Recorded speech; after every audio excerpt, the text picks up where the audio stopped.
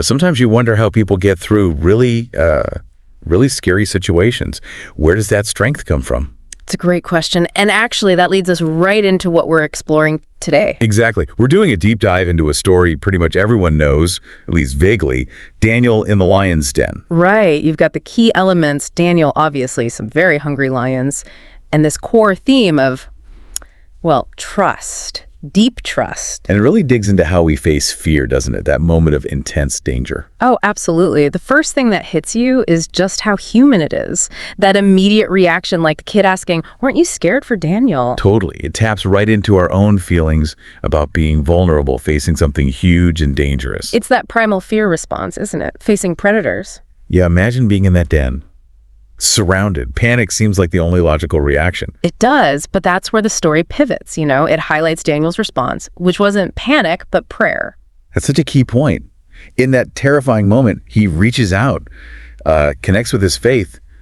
What's that telling us? Well, I think it suggests that even when you feel completely powerless, turning to belief to something bigger than the immediate threat can be a really potent source of strength. So it's an active thing, not just wishing. Exactly. It's engaging with that inner resource, that faith. And then you get this, well, frankly, incredible part.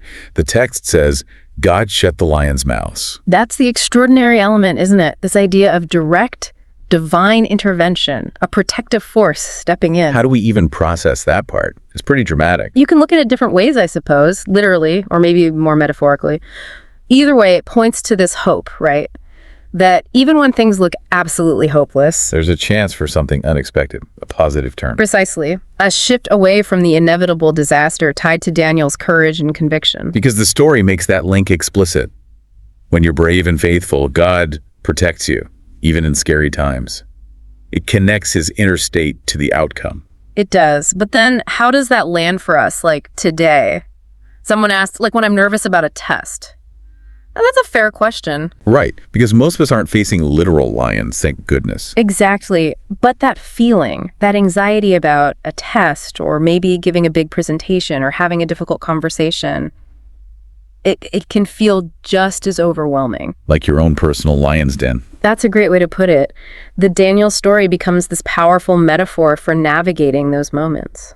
So when it follows up with pray and God will give you courage, it's not necessarily saying the test will magically disappear. Probably not, no. It seems to be more about finding the inner strength, the fortitude to face the test. Okay, so tapping into your beliefs, your own sources of strength. Yeah. That's what builds the courage. I think that's the core idea. It's about building that resilience from the inside out, even if the scary situation itself doesn't just vanish. Which makes that enthusiastic reaction, I'm going to trust like Daniel. It's perfect sense. It's about grabbing onto that idea of inner power. Yeah, it's an empowered feeling, isn't it? Taking that message to heart for your own life. So wrapping it up then, the big takeaway isn't really about expecting miracles to solve our everyday anxieties. No, probably not the main point for most people today. Instead, it's more like Daniel's story highlights how powerful courage and trust can be when we're navigating fear. And that there's some kind of strength we can draw on, whether we see it as internal resilience or something external like faith. Right. It definitely makes you think. It does, doesn't it? It kind of prompts you to wonder, how have other people throughout history faced their own massive fears? What kept them going? Yeah. What were their different sources of courage and conviction? Maybe exploring those stories could give us even more insight for our own times. Something to think about, definitely.